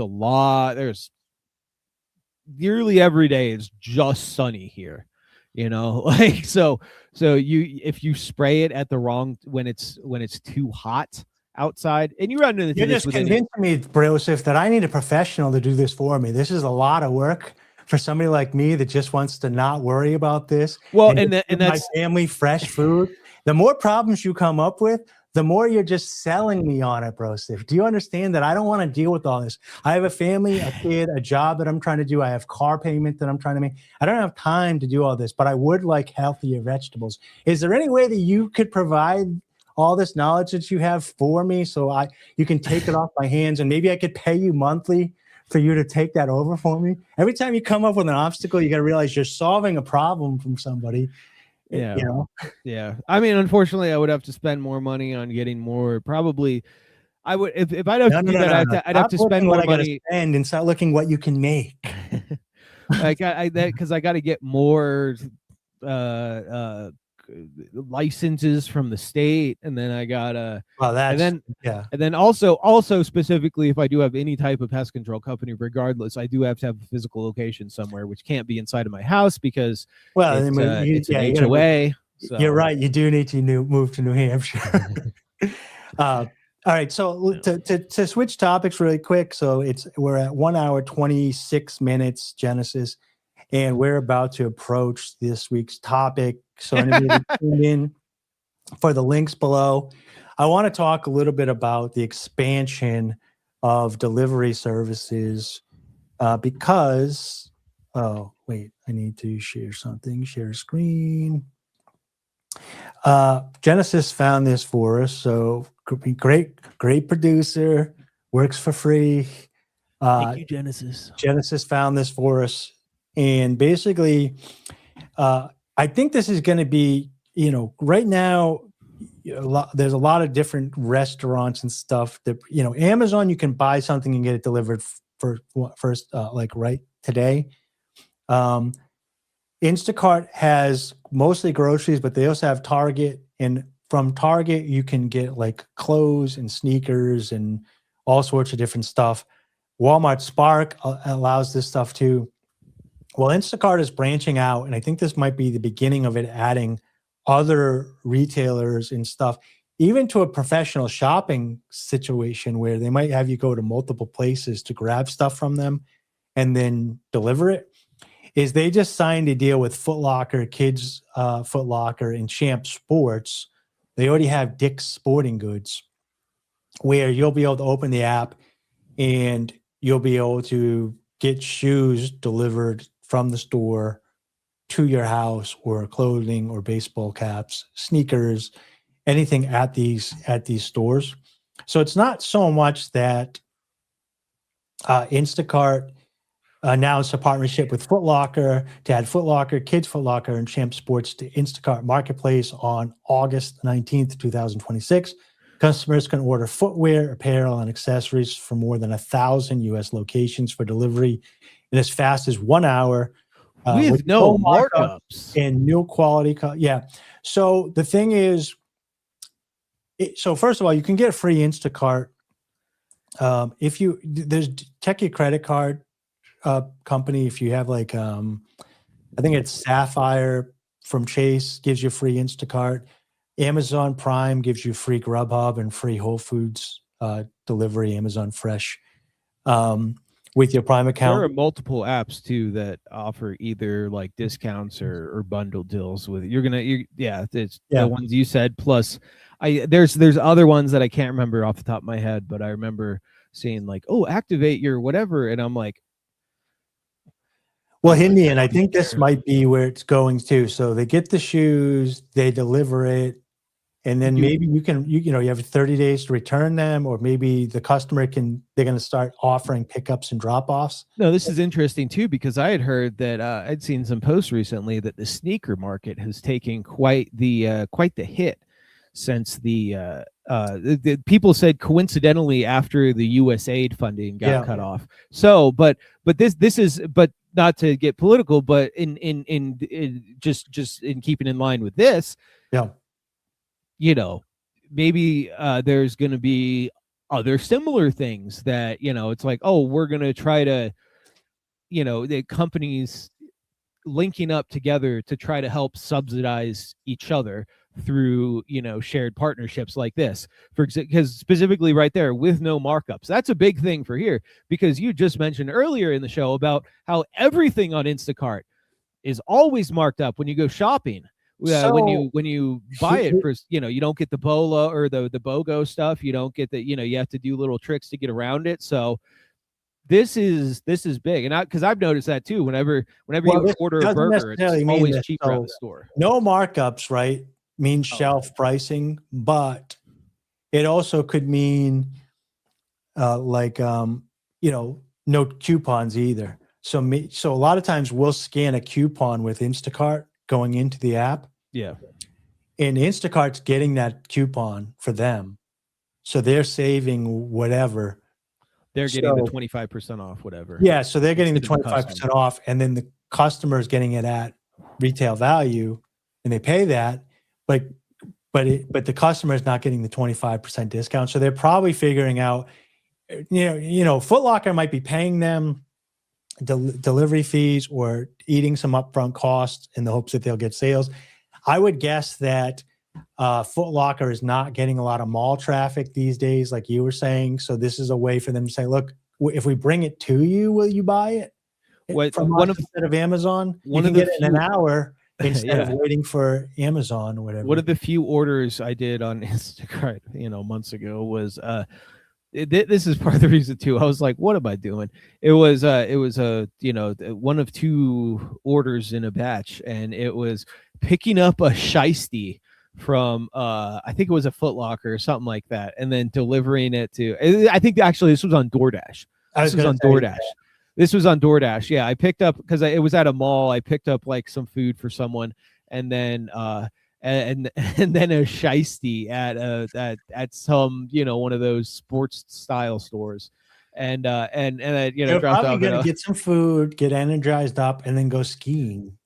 Yes, exactly. You're in Colorado, dude. It was May. They were going skiing from their row house off of Martin Luther King. Large. They're very tall. If you go to the top, there's probably snow year round up there. Yep. And it was about an hour and a half drive from Martin Luther King Boulevard, where I dropped it off to the closest ski resort. But who knows? Well, I think this is a move towards your local pizza restaurant can get DoorDash to deliver a pizza, and they don't need a delivery driver. I think this is going to escalate to, if you're a shop owner, people can browse your shop and get it delivered through Instacart or DoorDash. The Amazonification of the economy. Yeah, so it's a way to compete with, instead of having these big warehouses, everybody has their store, and you can have somebody go shop from you. It's going to turn it into more of a shopper, personal shopper experience. Because they're going to treat the shops like just local warehouses, basically.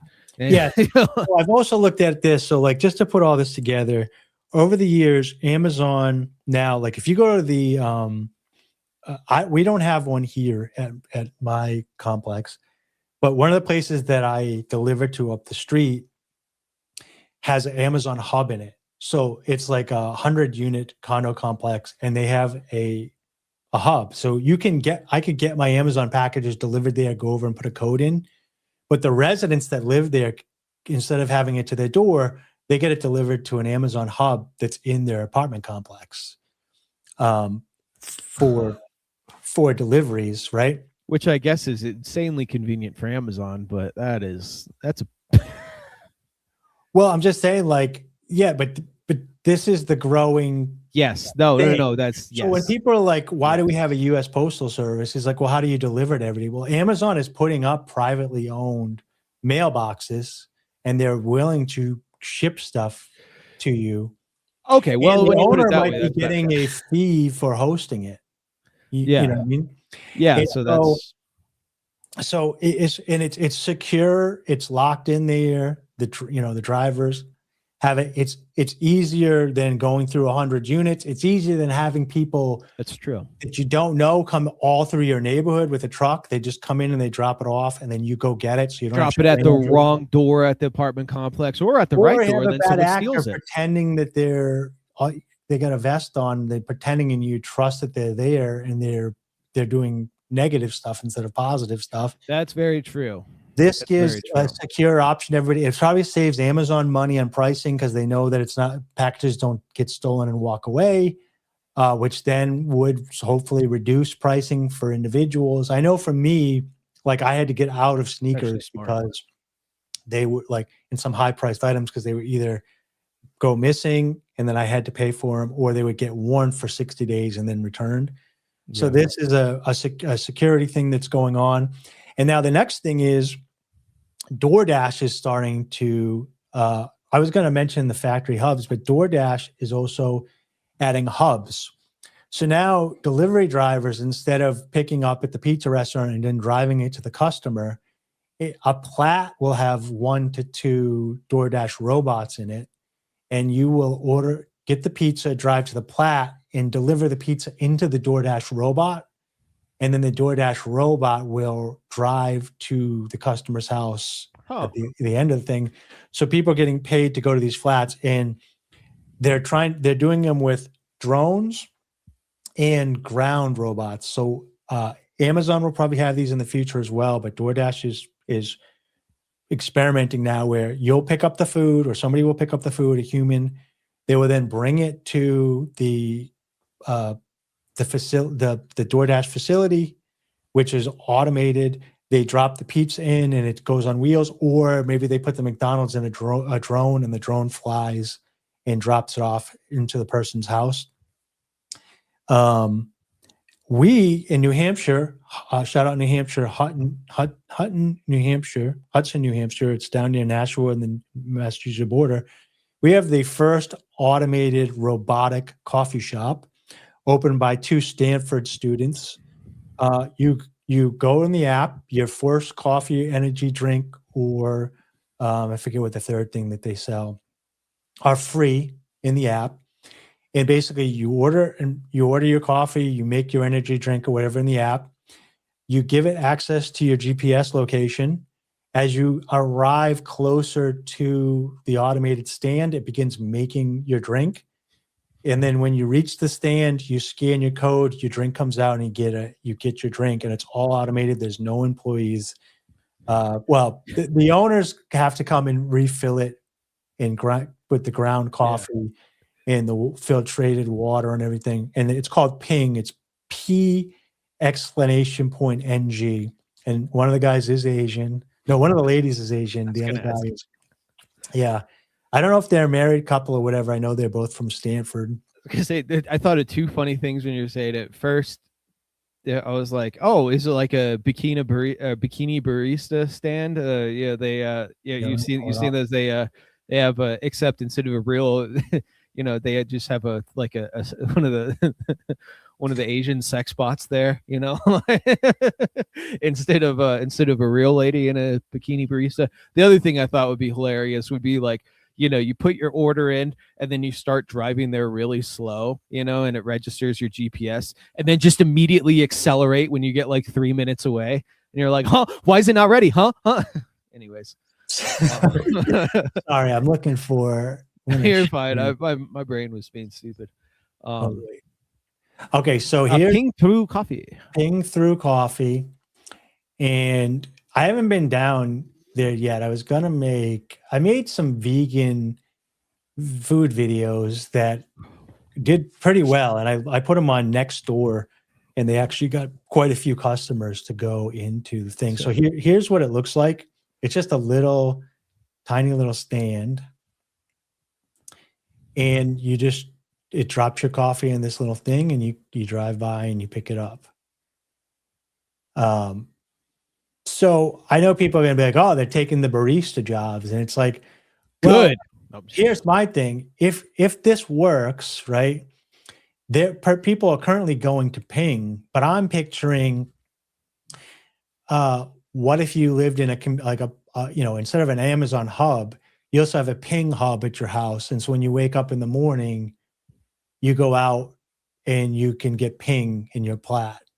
You know what I mean? Maybe they sell the technology more than the whatever. Or you can order this and still get a DoorDash driver to go get it for you. Like, go get it for you. Or that's what will happen. They put robots in this. They'll probably put robots in this that can drive it to you, or drones that could fly it to you or whatever afterwards. George droid. Yeah, but it's interesting because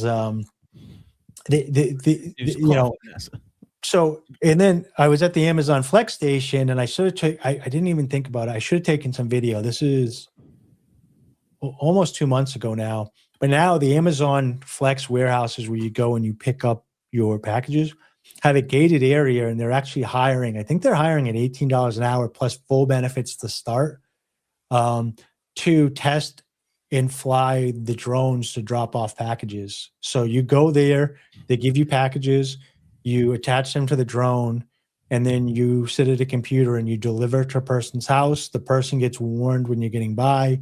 You drop it off in their front yard, and they grab the package and they go in. And they're experimenting on how to use children in the front yard. You just drone bomb children. Yeah, drone. Yeah, here's your microwave.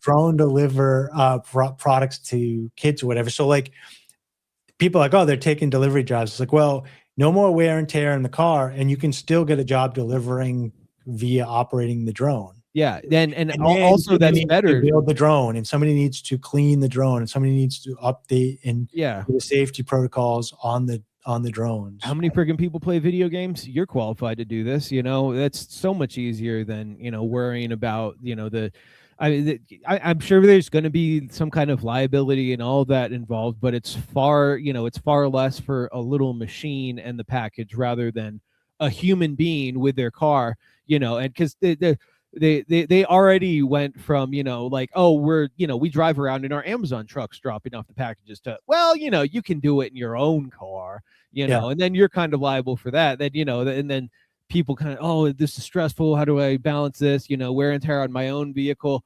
Hey, now we got these things that can just fly to people's houses.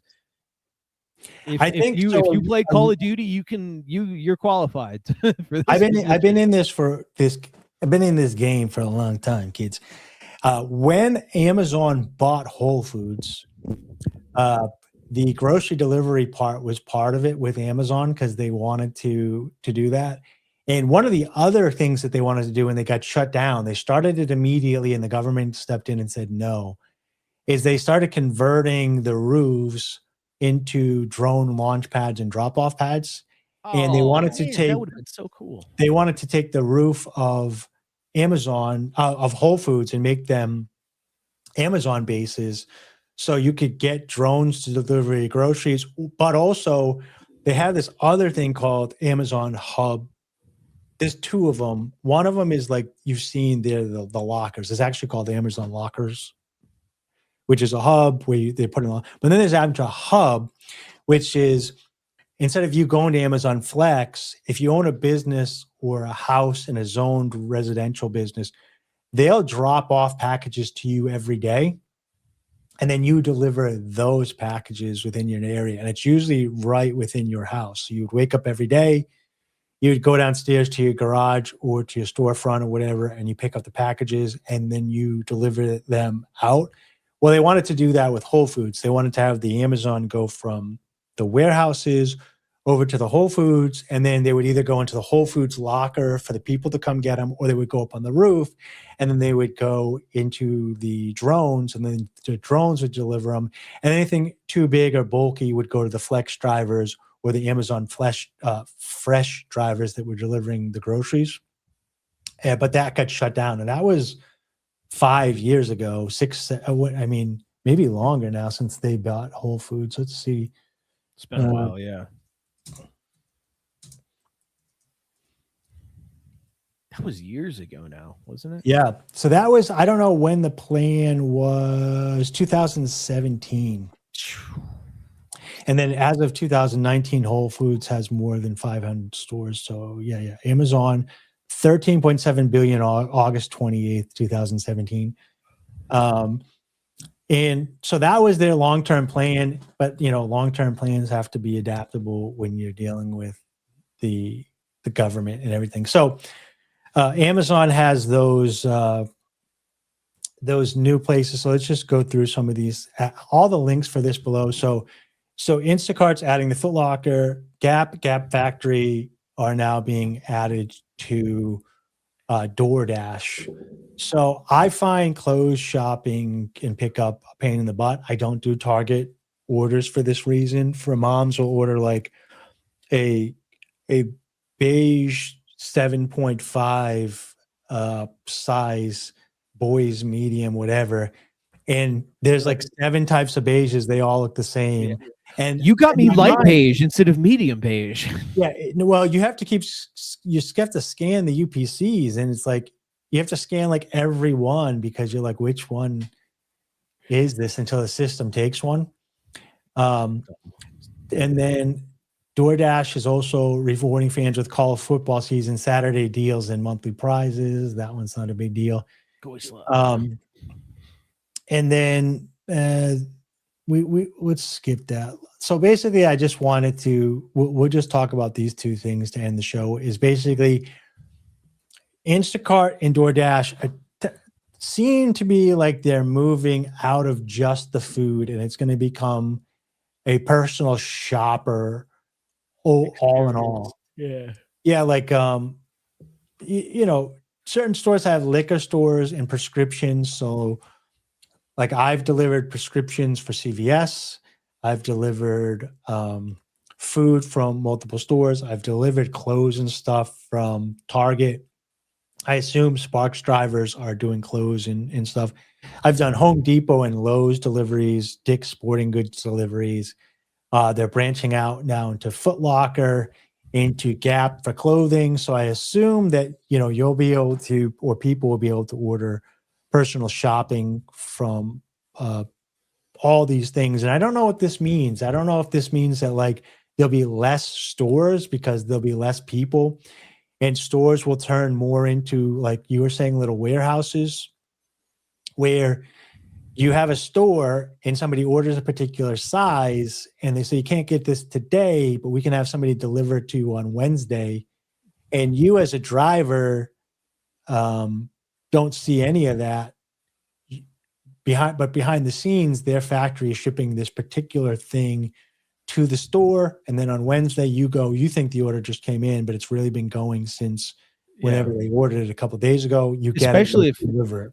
If the logistical flow of Amazon in general is more profitable than the Walmart. You had already brought this up before too, like right when we started the show, I believe, about Walmart moving to a similar thing as Amazon, and if you go to the Walmart store website and you search, if you go to the Walmart app and you search for things, the results will not only, you have to search only from Walmart if you want to buy things only from Walmart. Yeah. Other than that, it'll have a bunch of other distributors and you can get whatever. So I do think exactly what you said, and what I predicted based on what Walmart's already doing is probably going to happen, at a larger scale, especially for some of the, these larger corporations. They see the pattern that Amazon is going, and not only with multiple distributors, but also like, if we just, all you need is the, quantity available that the customer needs, so if we just keep high demand things in, higher demand, which I guess is how stores operate anyways, but we just keep the common stuff that, right here, it's not going to be as much of a big deal. We can, because of increased, smoothness of logistics, we can also get stuff from our suppliers in here next day or two, and then get them out to the customer, within an Amazon style schedule, within, either next day or, within 2 business days. And that's thing, like, and so I think that is kind of what's going to happen, because like you said, malls are, a lot not happening as much. And and the greater pattern insight, I saw someone, some post that was, I'm 90 years old, I met someone who was like 90 years old. I asked her what the weirdest thing, or the whatever thing about the modern day she didn't predict. She's like, where did all the kids go? She's like, when I was having raising my, when I was a kid and raising my children, there were kids everywhere all the time. She's like, I don't see any of them anywhere now. And I think that speaks largely to multiple factors, but also, the end result being that people just aren't going out as much anymore. Everything is accessible online. You can get it there. And now this is a really basic point to say, but why go out if you can't, and especially, and then you add other factors on top, like things are less safe, the quality of everything's going down more. Yeah, of course you're just going to order what you need to your house. You're not going to go through the process of, getting in a road rage accident with an illegal just to get another pair of shoes, I don't want to ban everybody, but when I go to the store and I shop for people, yeah, I am so efficient and I work so well with the employees that I can shop for 4 separate people very efficiently, move in and out of the aisles. I'm aware of my surroundings, and then I can check it out more efficiently than another one because I'm doing a professional job. Yeah, when I'm in there, I often think to myself, I know people wouldn't love this because they're conditioned to get up and go get their own groceries or whatever. But I honestly think that it could be cheaper to get your groceries delivered if grocery delivery was the main thing and getting your own groceries was the whatever, because the efficiency in which I work and the efficiency that other professional shoppers work could lower the amount of frustration that everybody's going through and reduce theft because we're not stealing. Everything's accounted for. Everything's scanned in the car. There's and then it's also easier to pick out the thieves, Like when you're there, somebody will be in front of me and they'll have like 4 items and like they go up and they're still in their cart and they start talking to the person and she's like a 16-year-old cashier and he's like a boomer and he's like, hey, good morning, sweetie. And she's like, good morning. And he's, how's everything going? Busy here today? And she's like, yeah. And he hasn't even put his groceries on the thing anymore. Like everybody else's day has to stop and slow down while he's well, isn't this through. And so then that's a nice shirt you got on today. So then they'll scan his 4 items and then he is just going through his wallet, dude, for like ever. Like everybody's just looking. Well, I think these last 2 quarters are here somewhere. Yeah. And so when I'm shopping 4 items, just got 2 quarters earlier. I got 2 carts going, sometimes 3 or 2 carts and 2 baskets, whatever it is. And I'm putting the heavy items on the conveyor belt first, followed by like the frozen stuff or like all the dairy together, everything, whatever. So then when they put it in the cart, the heavy stuff goes in the bottom. The last stuff that I give them is the bread and eggs. So that goes in the top and it's soft. So even the experience of what they're getting on the conveyor belt is set up in their best interest. And I'm putting another order on the belt and then I'm keeping an eye on what they're scanning. I got my digital wallet ready to like check out. I'm moving the carriage around. I'm moving the next one in. So all the heavy lifting I've set up so that when my customers even get the food, they're like, oh, this was bagged very well. Well, I put it on the conveyor belt in a manner that if the bagger is halfway decent, they have no choice but to put it into the cart like that and bag it together. And you see other people, they're literally like throw an avocado on and then they put the bread on, then they take a case of water and like, oh, you don't have to put that on. It's like, no, I don't mind. And so there's so much inefficiency in these systems. And I do think that I know a lot of people hate on the Elon Musks of the world and these and the Jeff Bezos or whatever, but I think they see inefficiency and they try to correct it. And people feel like they're getting bulldozed over because they're also making money off of correcting inefficiencies. Yeah, because they're like, well, I'm getting bulldozed over, and it's like, well, have you ever thought that, like, not that life is all about efficiency, but have you ever thought that maybe you're one of the inefficient people that's getting in the way? Yeah. Have you ever stopped to think maybe how you're doing things might be the problem? Which is very funny because I think about that all the time. And so whenever I see people not think about that, I'm like, well, I was going to say, I hate you. When I'm shopping and I'll have 2 full carts and then 2 baskets up top, and I'm dragging them through the aisles, and I'm weaving in and out of people, stopping, scanning, whatever. And the employees are all, 16. The managers are like, adults, but all the employees here in New Hampshire are like 14 to like maybe college kids, but they mostly were at the register. It's children. And even they have spatial awareness of what's going on to get out of people's way and say sorry and dodge. Yeah. And they got big pallets of stuff on the hand-pulled pallet jacks, and they're dodging people. And most of the older people will literally just go like this, turn their cart sideways, and look. And to the point where like they'll get in front of you. So you're shopping, you're going to pass them, but they get in front of you. So you're like, oh, they must be leaving this aisle, so I'll let them get in front of me. Because they wouldn't be getting in front of me to stop. No, that would be crazy. They must be self-aware enough that like whatever, and they'll literally block, and then everybody will be stuck in the aisle. They can't get around them, and you'll have to say, excuse me, I'm trying to get by here. Excuse me. And they don't even recognize that it could be them that's blocking the entire aisle. So the managers get very used to moving people's carts around and stuff. And so I've gotten very comfortable with touching and moving people's stuff like they're children, and being like, excuse me, like the rest of the world is here. I'm going to move your cart out of the way. Yep. But you lock eyes with the employees, and everybody is recognizing that's working there how efficient everything is moving and how inefficient the customers are and how much they slow everything down. I noticed this in traffic, not as much in New Hampshire as I do in Massachusetts, but a lot of the world has heavy inefficiency. And I don't like that corporations are correcting it. I don't like that the government thinks that they're correcting it, because they're creating inefficiency by creating another layer. But I do think that there's a lot of, like if they just imagine it will end.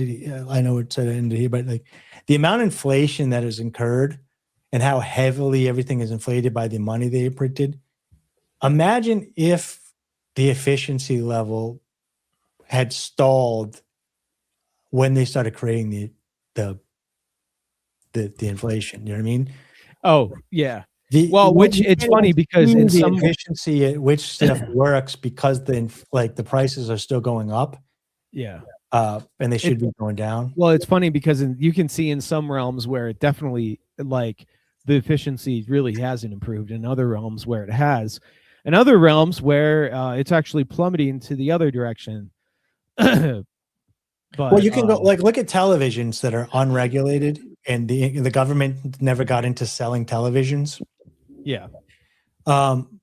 Look at what it costs to get a large flat screen TV a decade ago, and then look at the comparable. Oh no, exactly. TV. Exactly. The places that focus on scaling the thing, but then other things like for example, I don't mean to always come back to this, but like the pest control company I was working for, some services like that, those qualities have started, like there started to be a harsher divide between the people who actually offer quality and focus on that, and then the companies that are focused purely on like the numbers. They're like, all right, we're in a dire crunch right now, so we have to do some magic with numbers. Like the company I thought to real quick, but the first 2 years there were 2 branches, and then the next year they opened up another one that there was Colorado and Oregon, and that's how it was for several years up to that point. And then suddenly they decided to open one in Texas, then one in Tennessee, then one in North Carolina this year. That's the one my wife's, and so basically, kind of the the difference of offering, quality over quantity, and trying to use numbers to use the math tricks, the financial tricks to make the numbers look better rather than actually offering anything of quality. Because so that's kind of what I was referring to as, some things are starting to go down, because things like TVs, things, that you can, if the functional process of how to make it, and it also, it's Japanese most likely, like those TVs across the board, I think every brand has been able to. Yeah, but so yeah, in general, they can, as it gets cheaper to make, with the exception of countries like Britain. So TV prices have been affected in the UK because you have to have a television. Gotta have a TV license. You've got to have a TV license to have apps on your phone there too. By the way, if you have Hulu on your phone, you have to have a TV license. I've heard enough for today. Anyways, yeah. So links to all our stuff are in the description. I appreciate everybody for joining us, everybody that stuck around this whole time. Hopefully you got some value or understanding of this. Within 24 hours, tomorrow morning, I'll be giving the transcript to Genesis, and she will Phil Collins take all that stuff, put it into description and the timestamps for anybody who's catching this after the fact or made it this long. So I appreciate it. Go check out Broseph on Tuesday nights on Losercast at 10 p.m. Eastern Standard Time. And if you're bored, I'm not even going to put this link below, but I've been streaming Fridays and Sundays, just hanging out, playing some friend slop with Bryden from the Bryden Proctor Show and Pandatron from Pandatron Entertainment, who streams Saturday afternoons, well, early evening. So check those guys out. Always a fun. We played Overcooked 2 last night, but I think we're going to play Big Walk again on Friday. So if you're bored or you want to put something on in the background and just check out video games, check that out, or come mess with Brockton. I'm not on screen. I'm not even in chat, so you can say whatever you want about me. I'll never see it. So, all right. Have a good day, everybody. Thanks for joining us.